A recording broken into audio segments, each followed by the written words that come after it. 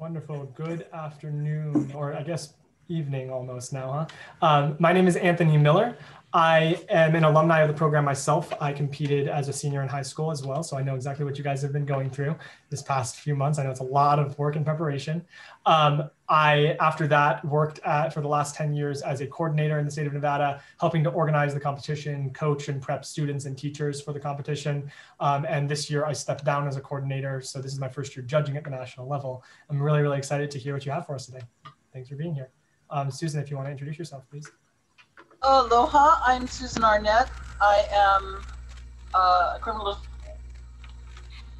defense trial attorney in Honolulu, just retired from the public defender's office, teach at the University of Hawaii Law School, and I too am looking forward to hearing from you this afternoon.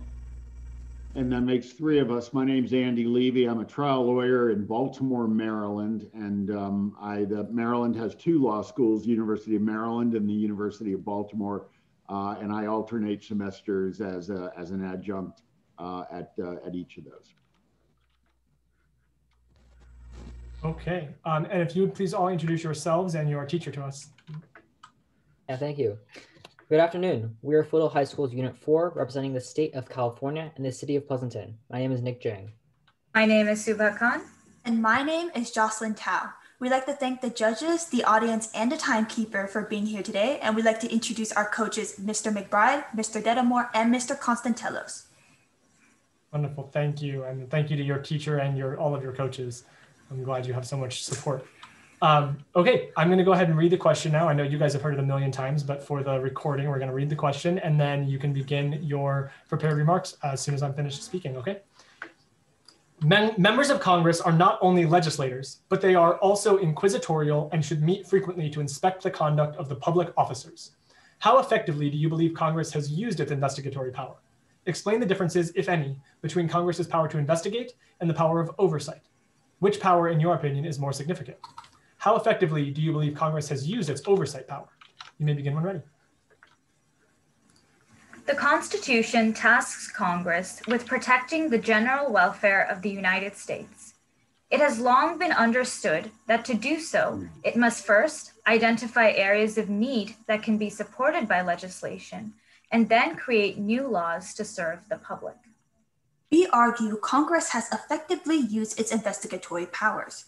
We view effective investigations as those that both 1, successfully gather information, and 2, use relevant information to craft legislation dealing with present problems, both standards of which have been repeatedly met in the past. Congress has successfully gathered information through its decades-long studies into child poverty. In 2017 alone, 12 congressional hearings discussed combating these issues, and research from years of investigations have resulted in an expanded child tax credit policy. The most recent change is in the American Rescue Plan, which expands cash payments to eligible families and will cut child poverty by 40%. Congress also consistently uses gathered information to craft legislation. In response to terrorist attacks, the 9/11 Commission report led to the creation of the Department of Homeland Security. During the post-2008 Great Recession, Congress conducted 67 investigations that resulted in the Dodd-Frank Financial Reform Bill, which reorganized the financial regulatory system.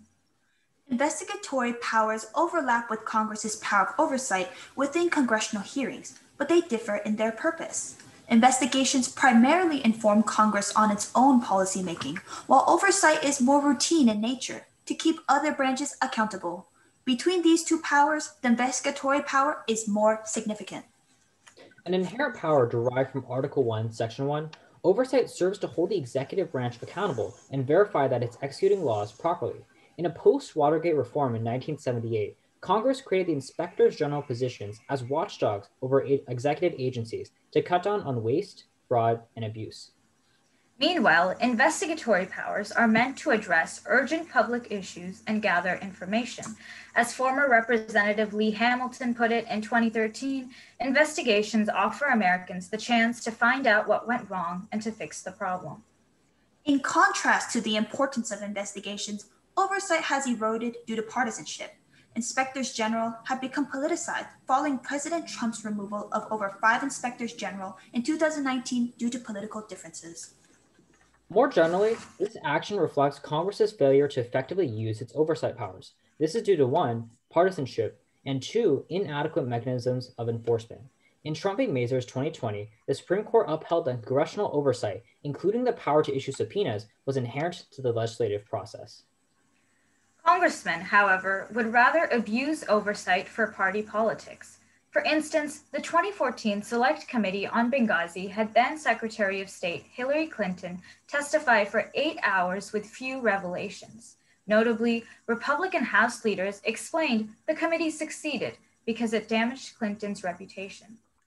Congress also lacks the power to enforce its subpoenas. Historically, oversight actions have entailed a struggle between Congress's power of contempt and executive privilege, a recognized right by the executive to withhold information.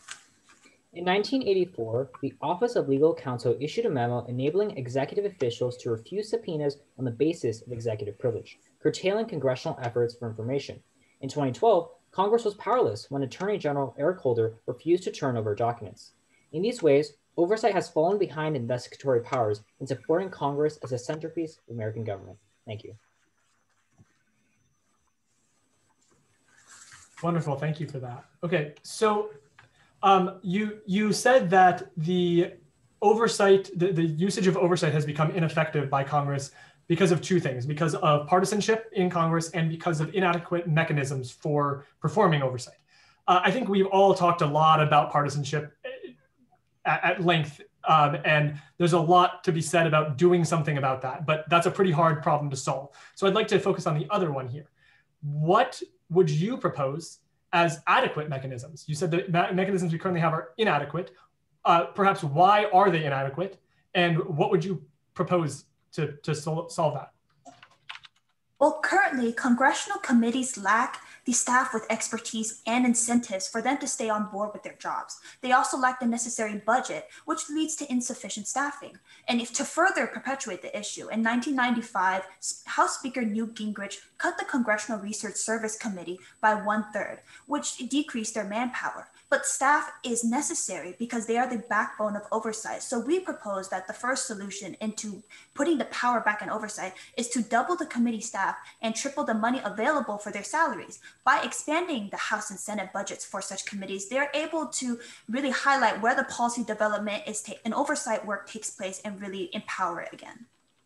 And to address your concern about why this problem really exists, under Title II of the United States Code, Section 194, the Attorney General of the United States is supposed to prosecute these claims of contempt citation. So that means that when the House or Senate holds someone in contempt, the Attorney General must prosecute these claims. But that's where the issue comes in, because the Attorney General could just say no and not prosecute those claims. So we would propose that an alternative method is to set up an independent prosecutor that would be loosely modeled after the expired Independent Counsel Act of 1978, in order to provide that avenue so that these contempt citations don't just get held up because the Attorney General says no to them.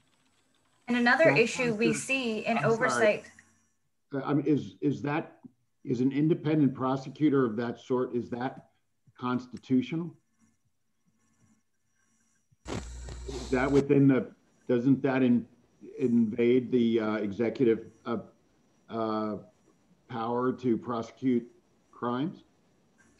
No, it does not actually, because this would be based off of the Independent Counsel Act of 1978, which was upheld in the Supreme Court case Morrison v. Olson, 1988, which said that this would be a constitutional way to help Congress enforce subpoenas violations.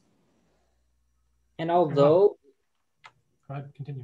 Although there's a clear argument that the enforcement power should belong, and the power of investigation should belong to the executive branch. But we would take the stance that in support of the Supreme Court, that according to Federalist 51, Madison is noting the need for all the branches to serve as a check to one another. And so that in that sense, Congress needs that power of oversight in order to ensure that the executive branches, staying as transparent and accountable as possible. But the criticism of that was that it creates the potential for a rogue prosecutor. I mean, the Kenneth Starr spent millions and millions and millions of dollars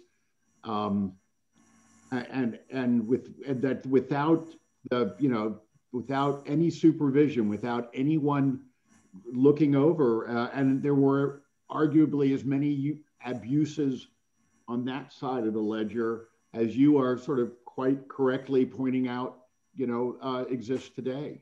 How would you guard against that problem?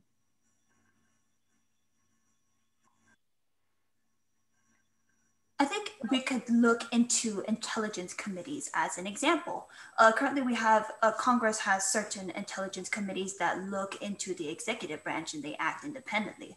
But according to the Congressional Research Service, there are procedures and that these intelligence committees must always report any information that is inquired by the executive branch to certain executive committees.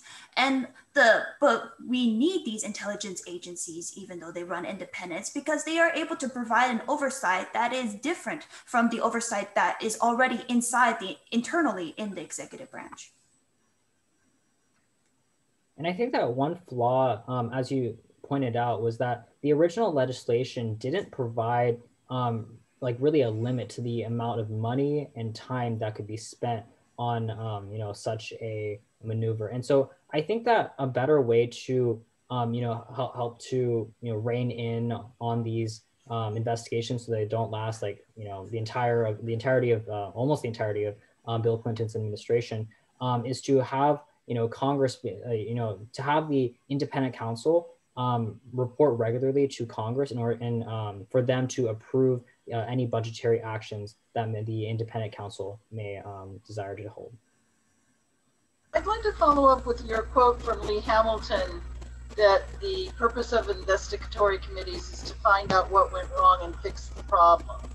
And I'm thinking back historically because I happen to agree that the effectiveness of investigatory work right now is greatly affected by the extreme partisanship that we currently face.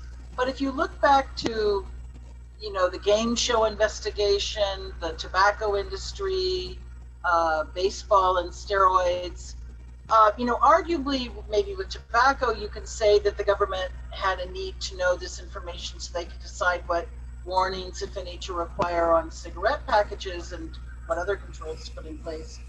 But given the limit on resources and budget to do this work, do you think that some of the work like baseball, game shows, it affects the public, so they pay more for tickets, they pay more because advertisers charge more because shows are rated higher, but there's fraud involved?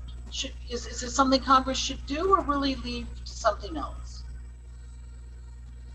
Well, when it came to the Major League Baseball hearings, sports are really considered interstate commerce. And according to Article 1, Section 8, it gives the power, Congress has the power to regulate commerce within the states. So the Supreme Court interpreted that the power included sports leagues because they operated across state borders. I would actually like to disagree with my unit mate and say that, yes, I think congressional investigatory power is dangerous sometimes because of the broad powers given to Congress. For example, in 2000s, there was a case of Terry Schiavo where during the Bush administration, Congress called in the husband of Terry Schiavo, who was in a vegetative state, to and did a subpoena violation demonstrating a gross example of Congress essentially abusing its powers to investigate and intrude on citizens' everyday life. So I do believe that there's a case to be made that Congress has really broad and dangerous investigatory powers. But I would ultimately say that I believe those examples are few and far between. I think that there are so many investigations that Congress has conducted, such as its investigation in the Great Depression that led to the Securities and Exchanges Act in 1934. May I finish my thought? Yes, please. Yeah, and these are institutions that last to this day. So I think that if we were to have reforms that constricted investigations, that would hamper investigations into important issues. Thank you. That's wonderful. Thank you guys so much for that. Okay, so I really enjoyed your 4-minute prepared statement. It was jam-packed with tons and tons of information. I thought you did a very good job of not just throwing a bunch of examples at us, but using those examples to really paint a picture and tell us a story and give us an argument. I loved that when I said, okay, you say that the mechanisms there are inadequate. You kind of throw me this breadcrumb. You just made one tiny statement about it. And when I latched onto that, you were more than ready to jump on it and tell me what your suggestions were. And I think your suggestions were very reasonable and very well informed, talking about how we have too little staffing, how Newt Gingrich cut the Congressional Research Committee. I didn't know that you taught me something today. That was wonderful. And I like those suggestions. I think that they're very important. I think you could have even sort of expanded the scope and breadth of your knowledge by talking about how the investigatory power has in recent years become more and more used by doing public hearings, by subpoenaing people and calling them into Congress and broadcasting it on TV and doing these public hearings. Perhaps that's for political grandstanding and gaining political points, but perhaps also the fact that they don't have as much staffing to do the research otherwise means that they have to do these things that really very often aren't as effective, right? So I think that was an interesting point that I extrapolated, and I think you could have kind of drawn and painted that picture a little bit better. Not to say that anything you said was not wonderful. And of course, we only have 8 minutes of time for follow-up. I want to personally look into the Independent Counsel Act a little bit because I know Andrew had some concerns about the constitutionality of your suggestion on a independent prosecutor, but I loved that nuanced understanding of the process there, where Congress can hold somebody in contempt, but if the Attorney General doesn't prosecute it, then they're toothless. I really like that, and I'm curious to see if it is okay within the current process to do what you suggested about having some sort of independent counsel there. The other thing, don't be afraid to say, if you can't back it up under the Constitution, say, no, you know what, it may not be constitutional, but this is a problem. There is a failure in the checks and balances here right now. And so if it's unconstitutional, let's amend the Constitution, right? You can always go in that direction too. Overall, really, really wonderful. Very, very proud of you guys. Congratulations.